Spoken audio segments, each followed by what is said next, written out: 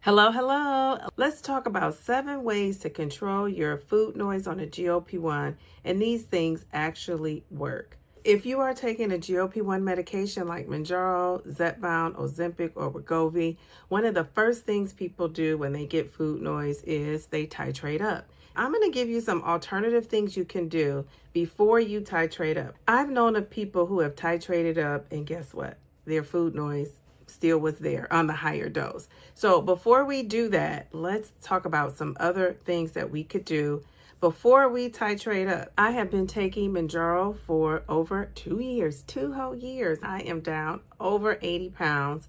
I'm going to tell you, this has been a journey. This has been a journey where I've learned so much. One of the things that I have had throughout the course of these 2 years is food noise, and I've learned how to manage it a lot of times before I even titrate it up. I'm just going to tell you, that has been a motivation for me to titrate up, having the food noise, but also my A1C was pretty much the number one determining factor, and then the food noise was the next thing I looked at. But I did a lot of things to stay on some of these doses for 6, 7, 8 months. Go back and check out some of my older videos where I talk about the decision to titrate up. I think having food noise is one of those main ones. So let's tackle that today. Let's talk about, first of all, what is food noise? Before we get into the ways you can control it, what is food noise? Food noise is actually not about the food. It really isn't. It's about your brain. I'm just going to tell you what research says. Food noise is driven by your brain's reward and survival systems, not just physical hunger. 2 key players are involved in this. Dopamine, which drives your cravings, anticipation, where you say, that sounds good. Have you ever said that about a food? That sounds good. Now, some of you are not saying that at all on these GLP-1 meds, but some of us still have times where we say, oh, that sounds good. Ghrelin is player number 2. It signals hunger. So even if your stomach is full, your brain could still say, let's eat something. That snack's going to taste great. You deserve this. It's a birthday or a special occasion, and you're saying, I deserve this treat. And this is so mind-blowing and powerful. Did you know you could have no physical hunger, but you could have a strong food noise coming back? I've experienced that. I really haven't been hungry, but I've just been thinking about food before the GLP-1 and a little bit at times when I've been taking this GLP-1. I wasn't hungry, but I kept thinking about food. When I feel like that, that worries me. That's when I really start to think about this titrating up. But again, I did some other things that worked because remember, I said some of these doses, I know dose 10, I stayed on 6 and 7 months. I've been on 12 and a half, 8 months now. I was also on some of those lower doses a longer time. We know that the GLP-1 quiets these brain signals that's telling us to eat and we deserve it, and thinking about this food all the time. And that's why people say the food noise is gone. I haven't thought about food all day. People forget to even eat because they're not thinking about food. But when it comes back, it's shocking, right? Because that mental quietness that we had is now chatter, chatter, chatter. It's everywhere. It's like, what is going on? So it can be quite scary, right? Because you're thinking, what has happened to this medication? Did it, in fact, stop working? I'm going to tell you it has not. So let's get into 7 ways that we can control the food noise on the GLP-1. And these things actually work. I have been successful with many of these things. Let's start with my favorite one. Number 1 is use the pause before you eat method. Use the pause before you eat. When the food noise hits, pause for 5 to 10 minutes. I've actually done that when I have seen some of my daughter's snacks laying around. I used to go walk by those snacks and never think about those snacks. Then I got to the point where when the food noise had started to come back at different times during my 2-year journey, I would think about it. I would look at the snack. It would look at me. I'd look at the snack. Should I eat it? It said eat me. And I said, no, I'm not going to. And I just had to wait it out. So it actually worked. Think about that. Another thing I thought about during those times was, if I eat this, what am I going to gain from it? You know what I mean? What am I going to get out of this that's going to be worth me eating this? A lot of times that stopped me from eating. I also thought about what's going to happen to the goal I set. I'm pushing that goal further back. So on the times when I use that 5 to 10 minute pause rule, it really worked for me. So I want you to ask yourself during these times, am I actually hungry?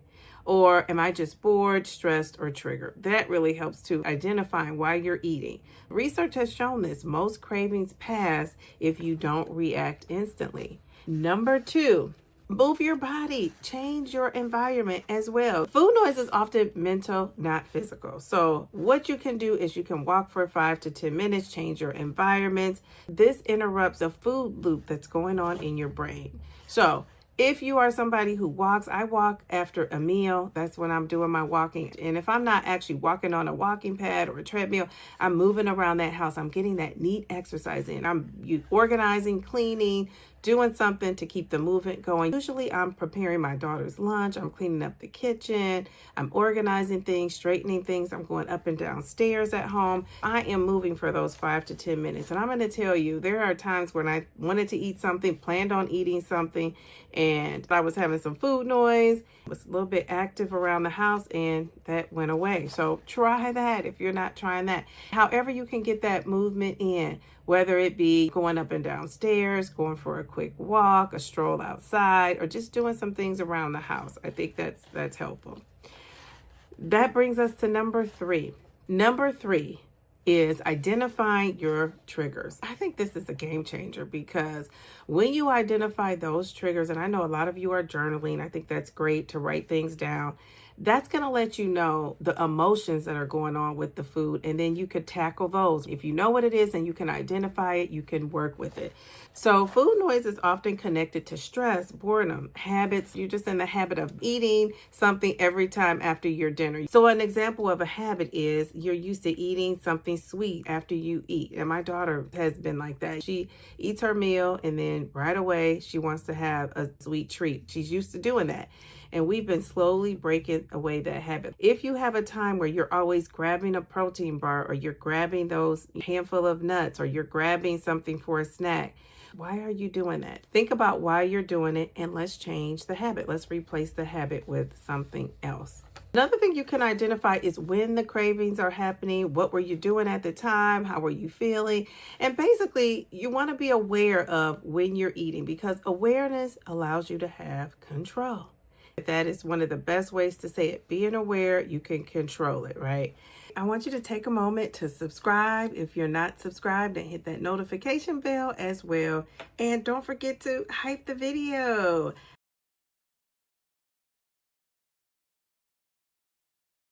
Number 4 is to plan for your hungry days. So this is known as the shot cycle strategy. A lot of the food noise can return near the end of your weekly dose. So instead of panicking, just plan for that. So you have higher protein meals ready to go on hand. You keep healthy snacks available. So when that hunger picks up, you can have something quick and healthy and easy to snack on. Using these strategies, you can take that panic of my food noise is coming back, and you can calm the noise. So try those strategies and let me know if those strategies work for you. Number 5, this one is a doozy.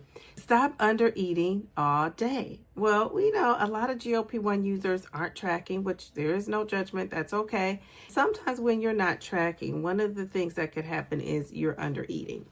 This is unintentional, right? People aren't saying, oh, my goal is to undereat, but just naturally, you're not hungry. Your appetite has been suppressed for a lot of us, or the food noise has been quieted, and you are eating too little. Sometimes it could have the opposite effect. So later, your food noise, then what? It does what? It increases. It spikes up.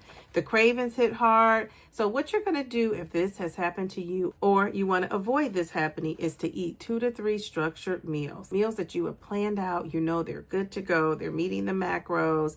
They're protein heavy, and they're going to help you hit those calorie goals. Hopefully you have a calorie goal set. Don't rely on just being hungry, because guess what? Undereating is only going to delay the food noise. It's not going to totally get rid of it. So if you want to totally get rid of it, you have to feed your body. Remember, food is not just I'm eating this because I have to. It's I'm eating this because it is nourishing my body. That brings us to number 6.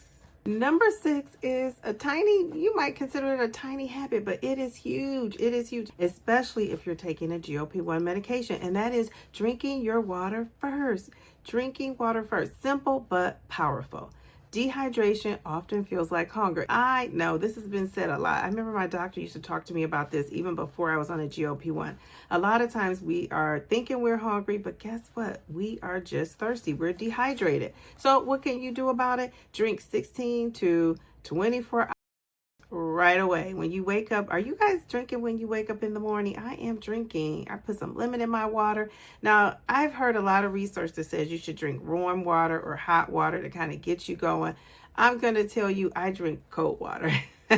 I drink water, I put lemon in it, and I'm quenching a thirst, right? I start off by giving my body water. So I love that for myself. It says to wait 10 minutes and many of your cravings. So if you're having cravings or you're hungry right when you wake up, your cravings will disappear if you will just drink first. So that habit you can take throughout the day. If you're thinking, oh my gosh, the food noise is bad, drink something and stay hydrated. So that brings us to number 7. Do you think you know what number 7 is? Well, number 7 is eat your protein first. Didn't you know I was going to say that?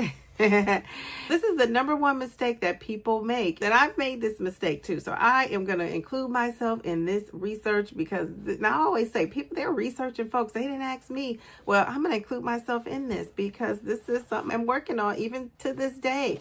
When protein is too low, your body keeps signaling hunger. And it is so true. And I must admit, when I am getting that protein in, I'm not as hungry, and those hunger signals just quiet down. That food noise quiets down.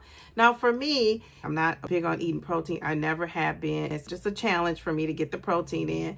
I'm in work in progress with that. So if you are somebody who has some great protein recipes, drop one down in the comments and let me know what it is, because I am not a fan of protein, but protein, guess what? It loves me.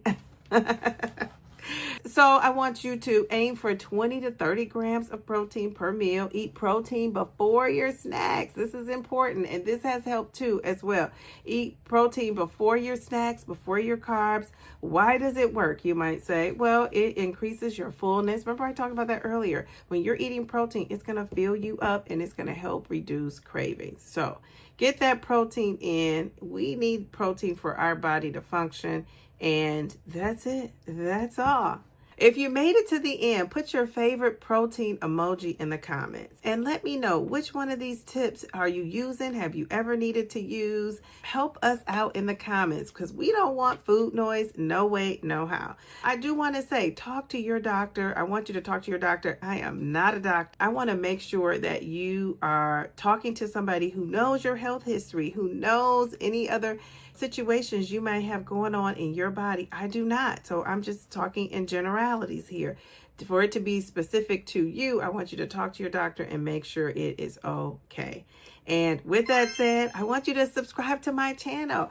If you're not subscribed, subscribe right now. Hit that notification bell so you can be notified every time I upload a video and go live. I want you to hype the video. Check out my Downsizing Diva Inner Circle group. If you are interested in a private group to support you on your GLP-1 health journey, click the link in the description of this video. Check out my Stand store. I have some great tools, guides, resources that can be helpful for you on your GLP-1 journey. Oh, I can't forget, join me live. I am live on Wednesdays at 8:30 p.m. Eastern. I want you to come and hang out with me and the Downsizing Diva family live. We like to have fun as we learn and celebrate each other on our GLP-1 journey. Most importantly, I want you to take great care of yourself. And remember, slow and steady wins the race. Just don't quit.